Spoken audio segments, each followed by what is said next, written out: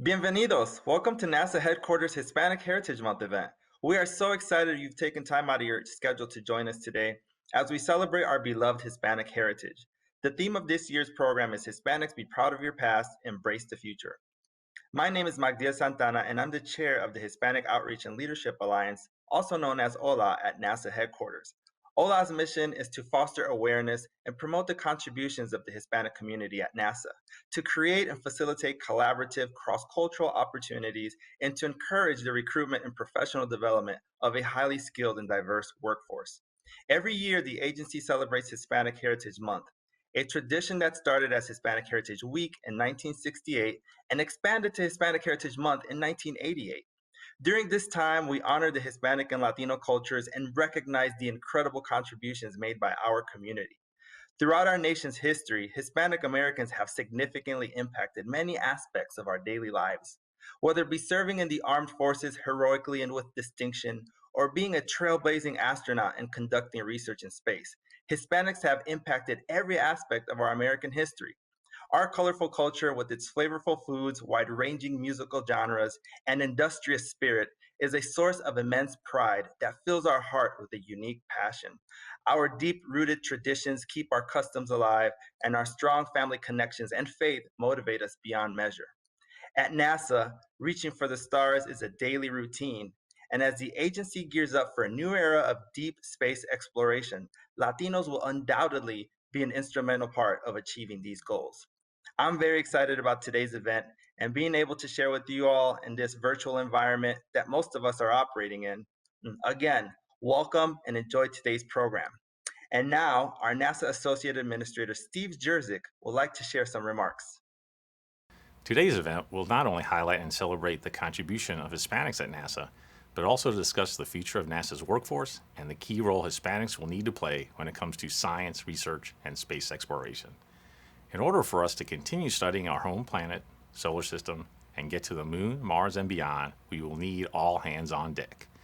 We will especially rely on Hispanics, the largest minority group and one of the fastest growing populations. NASA and our nation will continue to rely on Hispanics and their participation and contributions in the decades to come. The Hispanic population is large and growing and comprises almost 18% of the U.S. population. It is racially and culturally diverse, and on average, it is a younger population. Hispanics have influenced, shaped, and strengthened the fabric of our nation since the beginning. Their contributions and achievements are America's contributions and achievements. Here at NASA, we understand that diversity and inclusion across all of our NASA centers and missions is essential to our success, and Hispanics are important in having this diverse and inclusive organization. Hispanic Heritage Month celebrations and activities look a little different this year due to COVID-19, so I'd like to give a big thank you to our Hispanic Outreach and Leadership Alliance, also known as HOLA, at NASA headquarters for planning and hosting today's program. The HOLA leadership team is an example of how NASA employees go above and beyond to help us meet our mission and goals. Employee resource groups like HOLA work tirelessly to not only plan events and special programs, but also serve as advisors to NASA senior leaders on issues of workforce, outreach and engagement, and diversity and inclusion. Thank you and enjoy the program. Muy buenas tardes. Es un placer estar hoy aquí con ustedes. Good afternoon. It's such a pleasure to be here with you today. My name is Maria Santos, and I serve as the Executive Officer for NASA's Office of the Chief Scientist, as well as the Communications Manager for the Hispanic Outreach and Leadership Alliance Group, also known as HOLA, the organization hosting today's event. The individuals that you will be hearing from today are amazing NASA professionals. They were selected because of their incredible personal stories, notable achievements, and because they represent or can influence the future of our agency, the future of science, research, technology, and space exploration. I'm so thrilled to have with us today NASA's Associate Administrator for Communications, Mrs. Bettina Inclán, Dr. Frank Rubio, Dr. Erica Podest, NASA's Chief Scientist, Dr. Jim Green, and Dr. Clara O'Farrell. Now, let's get started. The agency is sending the first woman and next man to the moon by 2024. So now let's speak with someone who will lead in this area, Dr. Frank Rubio. Dr. Rubio, thank you so much for being here with us today. Could you please share a little bit about yourself, your background, and your career prior to joining NASA? Buenas tardes, María. Mucho gusto y muchas gracias. Es un gran honor estar con ustedes ahora. All right, so that's going to be the only Spanish you're going to get out of me today. Yeah, so, my family's from El Salvador. I grew up in Los Angeles initially, but, I was born in Los Angeles, but then lived the first 6 years of my life in El Salvador. Came back to LA, lived in a variety of different places, and then completed high school in Miami. So I think my childhood, made me really comfortable being in a variety of locations with a wide diversity of people, and just comfortable exploring. I remember riding my bike as a 10-year-old through all of LA. And so being able to take risk at a young age was something that just kind of came naturally. And all that prepared me for a 20-year career in the military. The first half of that career I spent flying Blackhawks. And then the second half, I was a family medicine physician working in the clinic, and then also with special operations. After that, I joined NASA in 2017 as part of the Turtles. I've been here now for 3 years, and I'm loving this job in my dream job now. Could you tell us a little bit about your time in El Salvador? Yeah, again, I was pretty young. I mean, I came back when I was 7. It was in the middle of a civil war. And so, from an outsider's perspective, it probably wasn't the best time to be a kid in El Salvador. But what I remember is friends playing soccer, celebrating Christmas, the fireworks, the food, and really just a great childhood despite what was going on around us. I had a loving family. My grandma, my cousins, and my uncles were all there, and so for me, it was great. And I hope to be able to give back to that country. It gave a lot to me early on, and I hope to be able to give back by representing my family in what I do now and in the future. I would like to now go to Dr. Erica Podes. Could you please share a little bit about your upbringing in Panama? Soy panameña, nací y me crié en Panamá, en la ciudad de Panamá. I am from Panama. I was born and raised there. And my childhood was very much spent outdoors. My parents loved the outdoors. My father was an adventurer and explorer. And so every weekend we were out exploring, hiking, swimming, fishing, you name it. And so Panama is a small country with this exuberant nature, lush rainforests, beautiful beaches, amazing flora and fauna. And so spending time in this environment really inspired me from a young age, not only loving nature and loving being outside, but also in a curiosity in learning about nature and a desire to protect it. Tell me, do you feel that your Hispanic identity has contributed to your personal and professional success? Absolutely. My Hispanic identity is part of my core. In fact, sometimes people don't remember my name, but they'll remember that I'm from Panama. So I think my Hispanic identity makes me different in a positive way, kind of a novelty. And I think it's very enriching to have this deep perspective of my identity, bringing my Hispanic identity and living in the U.S. culture.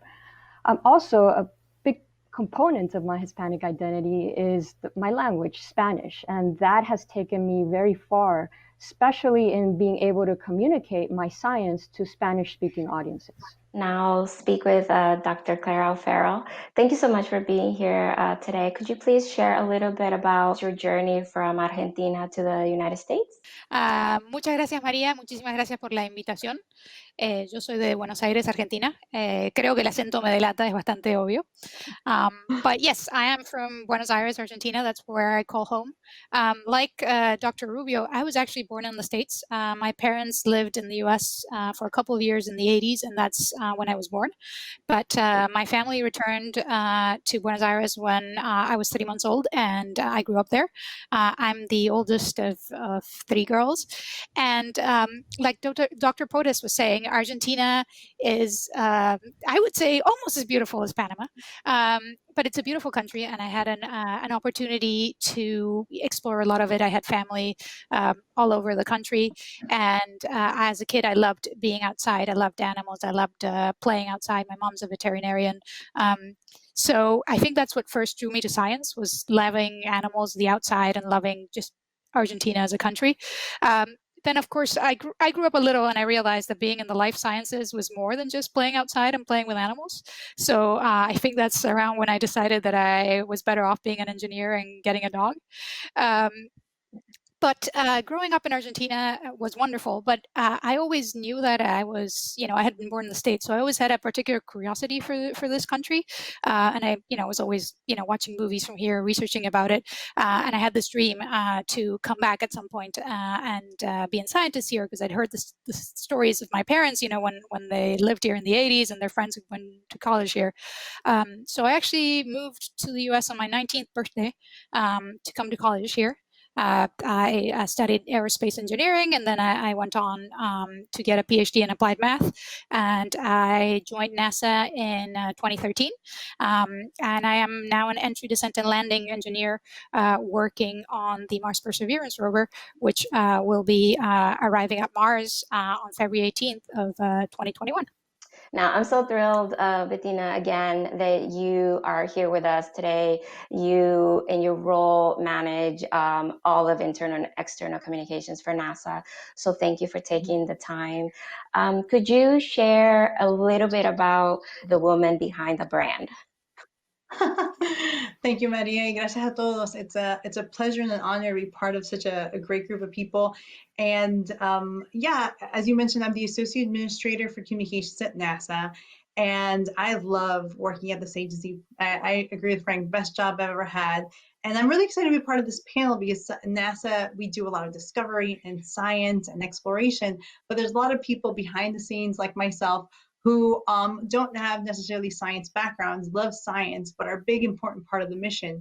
Because in my job is I help communicate, I help build that brand. And I'd say that I joke around with fellow friends who are also Hispanic in communications, is we grew up translating for our families. So we're very good at not just translating words, but concepts and ideas, and figuring out how different audiences are going to accept it. Like a few of us, I'm from Florida, born and raised in Miami, Florida. I'm a proud American of Hispanic descent. My mom is a Cuban exile. My father is a Mexican immigrant. And everything I am is because of their sacrifices and the efforts they have done to live in this country. My mom came when she was very young, and she was 3 years old when she came to this country. Her father, my grandfather, was a political prisoner in Cuba. So most of her life was defined of trying to get him back, reunited with the family. She didn't see him again until she was 17 years old. So that really defined a lot of the stuff in our lives, and defined also my passion for this country and for public service. And it made a huge indent in what I wanted to do and give back to the community. My father's a Mexican immigrant, and that rich culture and that big beauty and all the sacrifices he's made also to live in this country defined who I am. And I'm really lucky to be here at NASA. Like I said, love the job, and we communicate with hundreds and millions and billions of people around the planet to talk about the incredible work they've done. I've been in communications for about over 20 years, and now lead a really great team in sharing those stories, and excited to be here today. What does it mean to you, whose parents were immigrants to this country, and now, being the first Latina to have this role at NASA? What does that mean? What do you think it means to them? What does it mean to you, or what do you hope it means to others? I think, for one, I know that I'm very lucky for the opportunity I've had in my life. I know that I feel sometimes I have to work harder maybe than some other people to show what I can provide. But I also know that the reason where I am is because someone opened that door, or someone made sure that they made it space at the table. So I make sure that I play it forward. I'm excited, this semester we have 5 interns that work here within my team that are of diverse backgrounds, and we're always finding opportunities on how to make sure that we make space at the table for diverse populations, make space to make sure that different points of views are expressed. I also know that representation matters, and while not everyone needs to see it to be it, I know that it made a difference for me. And I say a silly story. When I was little, I loved Barbie, right? Like a lot of people like Barbie, but all the Barbies were blonde, so I wanted to be blonde. And I got my mom to buy me a blonde wig. And then, so my mom started buying me Barbies with dark hair. And most of them were Asian Barbies. So I grew up with a bunch of Asian Barbies, but because she just wanted people that had my hair color, had my eye color, and I could connect.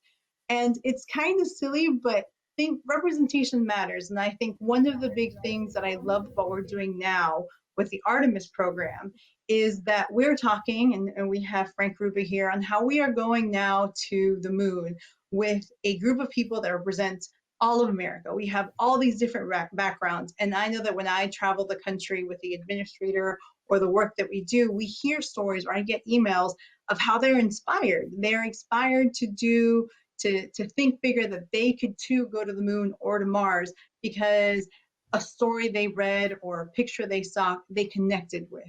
So that's important. And I think that that's a big thing of what the Office of Communication and the entire communications enterprise does, is work with the agency to make sure that we are connecting with as many people as possible.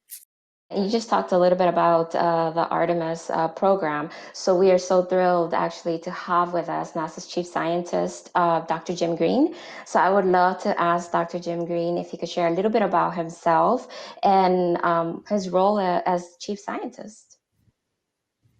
Well, Maria, it's just a delight to be here on this panel. Now, I was born and raised in Middle America, and I was inspired by my teachers. My high school chemistry teacher gave me all kinds of opportunities, and I got so excited about working in an observatory that I knew when I went to the University of Iowa, I'd get a degree in science, in space science in particular.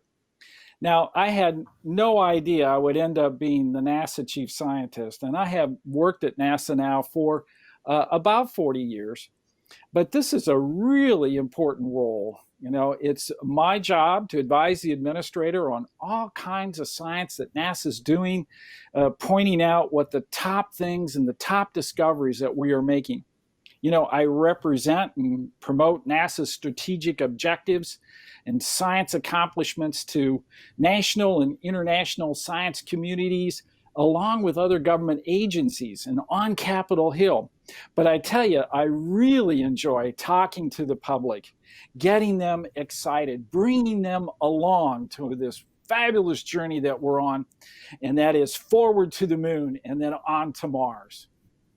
Dr. Rubio, could you tell us about the process of you becoming an astronaut? Why did you feel it was the right time for you to go through this? It's important to note that I think if you ask 50 astronauts how or why they wanted to become astronauts, you're going to get 50 very different answers. And that's because we all had just different journeys. For me, I've always loved adventure. But deep down inside, I'm also a little bit nerdy. I love science. I love math. And this was a great opportunity to kind of join those two things. And one of the things that I love the most about the Army and is just as prominent, if not more so here at NASA, is being a part of a team that's bigger than yourself and contributing to something that means so much.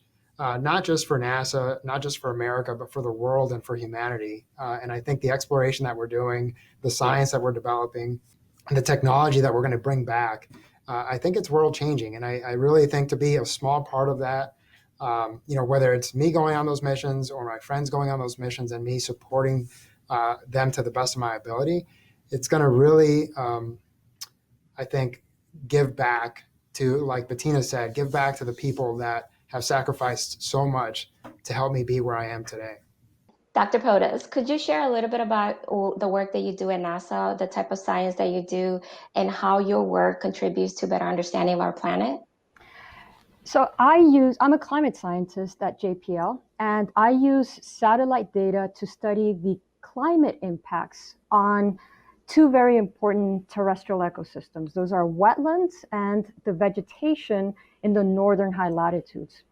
These ecosystems, they absorb a large amount of carbon dioxide, which is a greenhouse gas, from the atmosphere. And the concern is whether increasing temperatures or changes in water availability are affecting the ability of these ecosystems to absorb large quantities of CO2. So it's fascinating work because I get to use state-of-the-art technology up in space to not only study and better understand these ecosystems, but also to monitor them and see how they're changing through time. How about we transition and talk about Mars for a little bit? Dr. O'Farrell, could you please tell us a little bit about the work that you do at NASA and your contributions to the Mars Perseverance rover, which we just launched in July? Thanks, Maria. Yeah, I was fortunate enough to work on the team that designed and tested the supersonic parachute that we are going to use to land the Perseverance rover on Mars. So we call it a supersonic parachute because we deploy it when we are going faster than the speed of sound. We're going around 1.7 times the speed of sound. So if you think about, going back to the Apollo missions, when Dr. Rubio, actually, may I call you Frank? I'm going to call you Frank.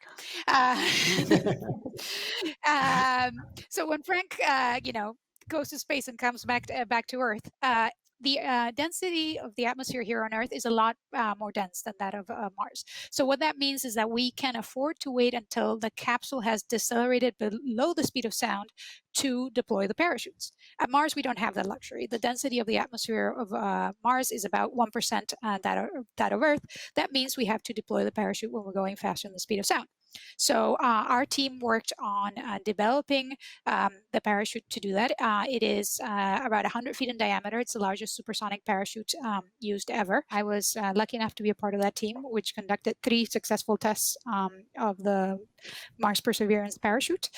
In fact, on our second test, we actually broke the record for the highest load ever survived by a supersonic parachute. And then about 5 months later, we actually broke our own record again, which was very exciting. As Frank was saying, one of the great things about working at NASA is being a part of something greater and working with amazing people and incredible teams. So I felt like I was really fortunate to be a part of that.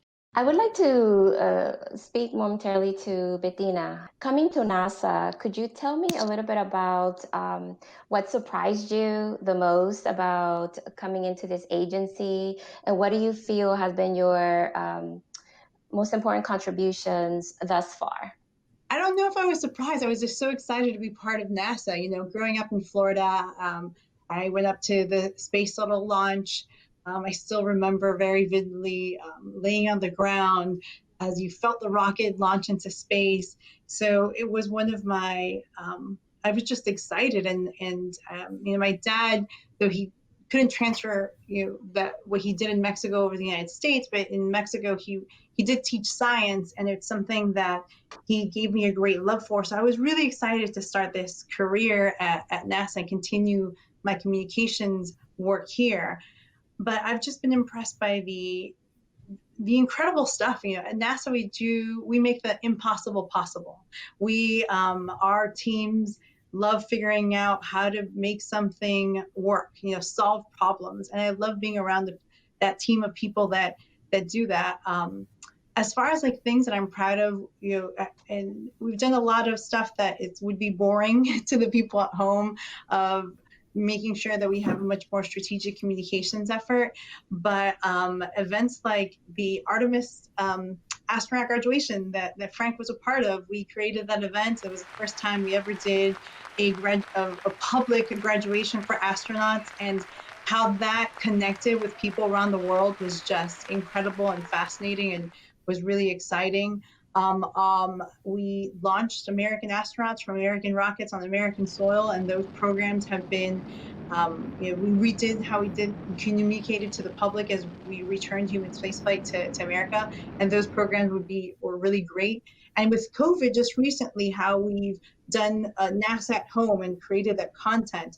On the Hispanic, focusing just on our community, we worked really closely with the Science Mission Directorate and created a strong community of Spanish communicators here at NASA, Spanish language communicators, I should clarify, at NASA, building on all these different capabilities and really creating a community where we support each other, strengthen each other's work, and figure out new and innovative ways to communicate what NASA is doing, not only to Hispanics here in the United States, but to Spanish language speakers around the globe. On a personal note, you mentioned the astronaut graduation. I was born in El Salvador, so that was a huge event for us. So, Bettina, thank you so much for your role in making that happen. Dr. Rubio, can you tell me, were you surprised by the warm reception that you have received from the Salvadorian community? I was a little bit, and I think that's my personality. One, I honestly just didn't think they would find out, right? It wasn't like I was telling anybody. And I didn't really appreciate the weight that comes with this position. Like Bettina said, the whole see it to be it thing. In my mind, being Hispanic is absolutely part of who I am. It's part of my core. It's shaped who I am. But I think I've always seen myself as an American soldier, or as an American pilot, and as an American doctor. And being Hispanic was never secondary. It was just who I was. And I think maybe I was too busy doing what I was doing to really appreciate that part of it. And so in the past 3 years, I've really come to realize how important it is to shine a light on the Hispanic community. Just again, in this panel, we have a common language, but we all come from very different backgrounds, right? Cuba, Panama, Argentina, El Salvador, they're all very distinct cultures. And I think the more we can shine a light on the richness that the Hispanic community brings to America, the better off we're going to be as an American society. Dr. Green, we're super honored to have you be part of our program today. But I would like to ask you, why did you feel that it was important to participate in this type of event? Well, these type of programs are really important. Not only do they allow us to celebrate the work and contributions of our Hispanic employees, but they provide role models for everyone in the public to see. As Bettina mentioned, she identified with the dolls that she was able to have, and that aspiration is so important. So those role models allow then a diverse community, Hispanic Americans and others, to really see that they can contribute to NASA. Now, this is important because I understand the importance of diversity when it comes to building successful teams. One of the best things NASA does is build teams. And we want to highlight our diversity. We want to show that a diverse set of individuals providing different perspectives really enable us to make things happen. It enables us to come up with new and unique ideas that we can implement from engineering and into science. So I personally think the agency's come a long way in these areas, and we still have some work to do. But what will happen next is we go to the moon, where we, in 2024, will have the first woman and the next man, or perhaps the next woman, step on the surface of the moon. It will be electrifying. Now, I can tell you that. I think I'm probably on this panel the only one that actually saw the landing of the Apollo astronauts on the moon. I was in high school and then went into college as the Apollo program continued. And it was absolutely riveting. So these are going to be really exciting opportunities for us to engage the public and talk about the diversity of our workforce and the importance of inclusion and bringing new and diverse people into our agency to work with us. Dr. Rodas, we all know how important STEM education is. In your case, let's dive a little deeper. Why is earth science important, and what kind of engagement or involvement would you like to see from Hispanics when it comes to climate change? So earth science is important because human activities are related to interactions with our planet. And climate change has a tremendous impact on the health, livelihoods, and just the overall well-being of humans, including Hispanics. So I would love to see more Hispanics pursuing careers in earth science or just learning about earth science on the side. There are many resources now online where you can learn about earth science and all of the amazing things that NASA is doing towards better understanding our planet. There's a really good website called climate.nasa.gov, just a really great source of information about climate change. But it's also very important to be aware of what's going on in our communities and to be connected with our environment. So building on my experience, I think that being outside and enjoying nature and learning about it through hands-on activities is also very important. And this can be through school activities or through even family activities.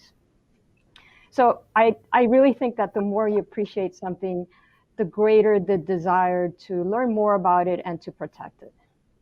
Dr. O'Farrell, earlier you mentioned about the work that you did with the Mars Perseverance rover and the parachutes. Could you talk a little bit about why this rover is different from the previous rovers that we've sent to Mars? I think it's a very exciting mission because for the first time we're sending a rover to Mars with the express objective of trying to answer the question, was there ever life on Mars?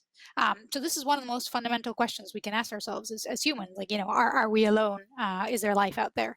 But so this time, for the first time, we've chosen our landing site. It's Jezero Crater, which is an ancient lake bed. We are taking the instruments that we need. In addition, for the first time, we are going to drill into the surface of Mars, and we're going to capture samples of the Martian soil, put them in hermetically sealed containers so that a future mission can bring those samples back so that we can study them here on Earth. In addition, as a technology demonstration mission, for the first time, we are going to attempt to fly on another planet. We are taking a small helicopter and we are going to demonstrate the possibility of flying this helicopter on the atmosphere at Mars. In addition, we are also paving the way for future crewed missions to Mars. So we're preparing for astronauts like Dr. Rubio to lead a mission to Mars. So I hope all of you will stay tuned on February 18th, because in addition, for the first time, we're also going to have cameras trained on our system during the whole entry, descent, and landing sequence. So all of you are going to get a front row seat to the entry, descent, and landing, the process of landing on Mars for the first time. So that's super exciting. Dr. Green, could you tell us a little bit about some of the science that will be conducted over these next few years? Well, let me dwell a little bit on Mars because, Clara, as you know, we're depending on that chute working, all right? That's absolutely got to happen. No pressure. It's all on your shoulders and your no pressure. All right, no pressure. Not only is our Mars program something that we're really proud of, but in this next decade, we're first going to go to the moon and interrogate it like we've never done before. We have found out that in the north and south poles of the moon, in regions where large craters have created a location for which the sun does not shine in, that water is accumulated over its existence of 4.5 billion years.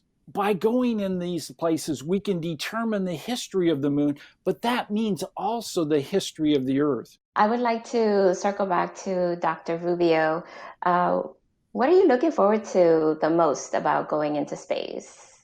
I'm really, really excited. Obviously, the microgravity environment is going to be great. Being able to float around, I think it's going to be fantastic. But for me, I think being able to look back on Earth from that perspective is going to be the thing that I appreciate the most. I think the uniqueness of our planet, how special it is, and how important it is to cherish it and protect it. It just means a lot, right? That probably has to do with the fact that I have 4 kids and how important it is for me to give them a good future. Not financially, but as far as the planet that we give to them. And so, yeah, I'm really looking forward to having that perspective. And it's something that I can't wait to do. Dr. Potus, could you tell us how is NASA research helping or affecting Earth's environment, or anything else that you would like the public to be aware of? Yeah, sure. So NASA plays a critical role when it comes to people's everyday lives. Through its fleet of satellites and sensors in space, it's providing continuous information about our atmosphere, our oceans, and our continents that help us better understand our planet and the changes it's undergoing. So, which in turn educates us about our home planet and also provides critical information about just day-to-day things, weather forecasting, droughts, disasters. NASA has a whole applied sciences program that provides information about disasters, floods, earthquakes, for example. And so all of this information is very important for decision makers so that they can appropriately decide how to best mitigate and adapt to a changing environment. Bettina, in the past, you have said that you are very passionate about empowering women in underserved communities, especially Hispanics. Could you share a little bit more about that, perhaps provide examples of how it is that you are, paving the way for other Latinos or Hispanics? Some of the efforts have been, just expanding our efforts to engage the Hispanic community through incredible content, be it in English or in Spanish, making sure that we have representatives of all different walks of life that connect with the different community. I mentioned internship within our office, but in general, NASA does a really good job of engaging Hispanics. About 14-15% of our interns here at the agency are of Hispanic descent. And, there's a lot of the things that we as an agency are doing to engage the Hispanic population, including specific stuff. Our lead recruiter for the agency is Hispanic, so he does a great job, and it helps Ochiko and bring in more Hispanics into the agency. And we do better than most other federal agencies to bring in Latinos. Of course, it's something, as you correctly mentioned, it's passion for my life, for a lot of the reasons that many of the panelists have discussed. Like being Hispanic is something I am in every fiber of my being. And as I now raise 2 small kids, and that might reflect on dance parties that have like both, mariachi music and salsa or like blasting Shakira at the top of the top volume, just engaging them in the culture or the food, and showing them how fortunate we are to the opportunities that we have in this country, and playing it forward of opening opportunities for others. I know that I've faced challenges throughout my career, and sometimes those are for different reasons, and sometimes it is stereotypes of people of what they think it is to be Hispanic, and making sure that we bust those stereotypes and stereotypes and open opportunities for others, and making, like I mentioned before, making space for different types of people so they also have a foot in the door and a seat at the table. Dr. O'Farrell, Dr. Rubio mentioned the importance of Hispanic community. Bettina talked about the importance of representation. What advice do you have for little Latinas around the world who are interested or may be interested in science, technology, and space exploration? What would you say to them, as well as their parents? I think, particularly as a woman growing up in Latin America, I wouldn't be here if my parents hadn't encouraged me, or also, at any time my parents could have said no, and that was it, right? That would have been it. So we can't really underestimate the role that parents play here. So I think it's really important, to support your children and not underestimate the role that you play in here. Because as you can see, we've had some amazing, successful Latinos come out of here, which is really amazing. So I'm not naive about the challenges that, us as Hispanics, or particularly as Hispanic women trying to get into STEM fields face. I'm not naive about that. I realize that I've been extremely blessed, extremely fortunate, and I don't want to underplay that. But on the other hand, I think because of quite a few technological advances that have happened in the last couple of decades, in a lot of ways, there is no better time to be trying to get into these fields. A lot of these resources that maybe weren't as available to kids in mostly minority communities or elsewhere in Latin America are now available because of the maker movements and things like that. Experiments that were only available to students and perhaps some of the most privileged schools in the world are now things that you can do at home, or that you can do, that schools can afford to do. So there's been a great broadening of access to science and technology education. So there's a lot of really great resources out there for students and for parents. So I'd encourage you to take advantage of that. We've also seen the rise of new launch providers, which are really broadening access to space. So you're seeing a lot of countries that before maybe weren't big players in the space exploration game, just undertaking more ambitious missions. I mean, my own home country, just launched what is only its 5th ever science satellite, entirely built at home. So you're seeing a lot more countries in Latin America going into space exploration. You're seeing universities in Latin America having, the opportunity to build CubeSats. So students and universities back in our home countries are getting the opportunity to work on that. In the U.S., you're seeing, more minority-serving institutions having the opportunity to, work on these projects. So that's really exciting. It provides a huge opportunity, I think, for the Hispanic community.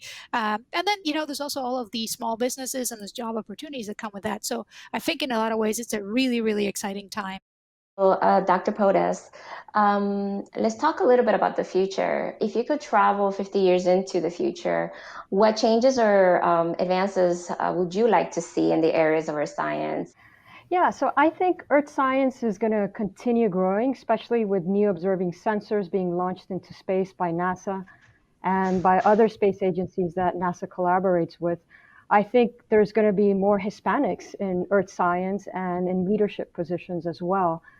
And in terms of what am I doing to prepare those future scientists, I like to support STEM activities. And as all of the panelists here have mentioned, the importance of being a role model. And I feel I feel a strong desire to give back to my community. And so I try to really focus on 3 things: either educate, inspire, or break those prototypes through my involvement with STEM activities. And recently I was involved in a very special STEM activity in my home country in Panama. It was called Mentes Curiosas en NASA. That stands for Curious Minds at NASA. And it was it was a TV program, and it was organized by the U.S. Embassy in Panama and a state-owned TV called CERTV. So the program was nationally broadcast, and it was targeted towards students who were studying from home during the quarantine. And every week, someone from NASA talked about their work and also answered questions through an interactive session. So there were a total of 10 NASA speakers covering topics from climate change, oceans, citizen scientists, exoplanets, Mars, Curiosity and Perseverance, space weather, communications through the Deep Space Network. So it was really, really exciting. Lots of students from the most remote places in the country were following the program and interacting with questions. And it was really just inspirational and very fulfilling to see this level of information and excitement about everything going on at NASA get to these students. So I hope to continue to be involved in such activities in the future and continue giving back. I think that Hispanics are the greatest influencers, ambassadors, and mentors to other Hispanics. Bettina, as you As you know, the Hispanic population is over 18% of the US population and growing. What does this mean for NASA and the future of the agency, in your opinion? Yeah, and I just want to jump on the comments we just heard, and all the panelists have been really saying it's like, I assume a lot of people that might be watching this are of also Hispanic descent and curious about just the Hispanic influence at NASA. And you bring up a great point, like right now, 1 out of every 4 kindergarten kids, or almost a quarter of people from K through 12 are of Hispanic descent. And it is a pivotal time to engage them in interest in STEM and interest in science. I know that, I really loved science as a kid, but sometimes, I don't know if there wasn't a lot of programs to really strengthen that a lot. But I think now we live in such an incredible time. There's so many resources, as I already pointed out, on the internet and through other ways that really encourage students to get more into science careers, into interest in STEM.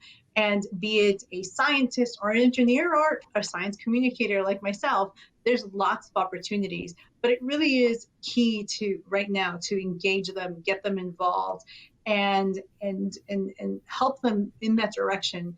So not only for them to compete in these jobs for the future, but for our country to stay competitive as a nation, because there's lots of countries who are interested in science and education. We want to make sure that our kids have bright opportunities for really the future of what this world has in store, is these kind of job opportunities, and continue this exploration not only on this planet but throughout the solar system.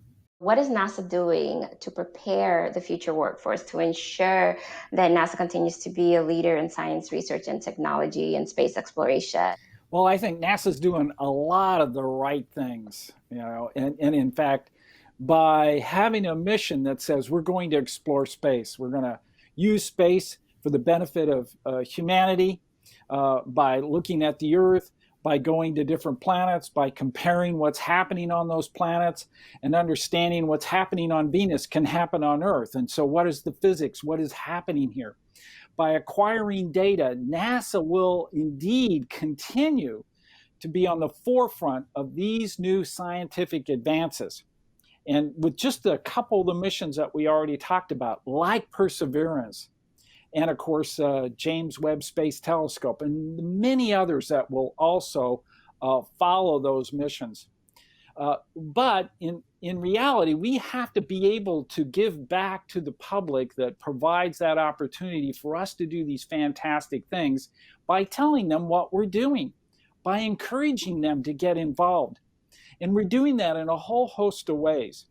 We're creating more and better partnerships, not only with our university community, but also in the populace by having citizen science programs. Citizen science has just exploded, in particular now that we have really learned more how to use our electronic and virtual means to be connected with more people in the United States and around the world. We can actually have our people in the United States talk to scientists, get involved in a program where they're contributing to a certain scientific goal. There's so much data that we've acquired. We really need help looking at it. We really need help analyzing them. And if those are the kind of things that excite you, then there's plenty of opportunities to get involved in. Now, in addition to that, NASA's also partnering in new and unique ways with a variety of industries that also want to go into space. NASA's been a big proponent of supporting commercial activities, allowing these commercial activities to be able to build rockets and send those supplies that we need to space station. And now, of course, astronauts going to space station. This frees up NASA to go beyond low Earth orbit and really explore the moon in new and unique ways. So there's a number of these kind of things that NASA's doing. Now, for new opportunities, for summer programs and for internships and how to understand and get involved in just the few things that I mentioned, you can always go to www.nasa.gov, go in that search window, put in interns, and then find out what internships are available. You know, NASA has 10 centers, and those centers are spread around the United States. So there may be one in your local area. So it's up to us to tell the people in the United States what we're doing, what we're up to, and provide them the opportunities because we want them to get involved. Dr. Green, NASA recently unveiled a new inclusion initiative. In your role as chief scientist, how can you support these types of initiatives to ensure increased diversity and inclusion of Hispanics across NASA? Well, I really love NASA embracing the inclusion idea because indeed it really is so important for us to be able to ensure that we enhance the diversity of our program. You know, as you mentioned, the population in the United States is about 18% Hispanic, and I think NASA has about 8% of its population are Hispanic. And so we have actually a lot of room to grow, and we really need to move out into that direction. So this is so important for us to allow our employees to feel valued, included, and provide opportunities for their contributions and to be recognized. So NASA's leadership in this area has been extremely important, and we want to get behind it and allow it to grow. I want to take a moment to say thank you to our panel members here today. Thank you so much for taking time out of your busy schedules. You guys are amazing. I am inspired. I'm in awe of you. You guys are a wonderful representation of Hispanic community, not only at NASA, but across the country and across the world. So thank you again for being here with us.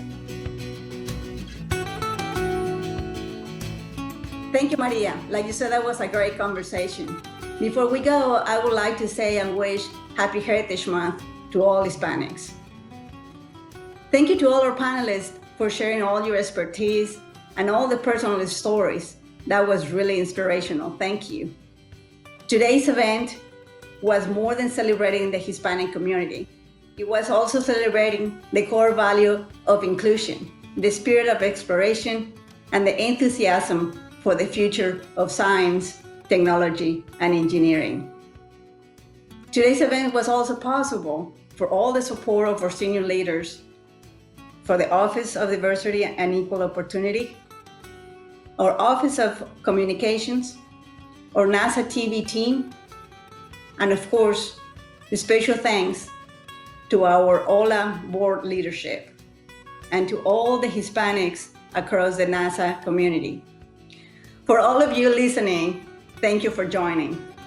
For now, stay safe and healthy. Adios.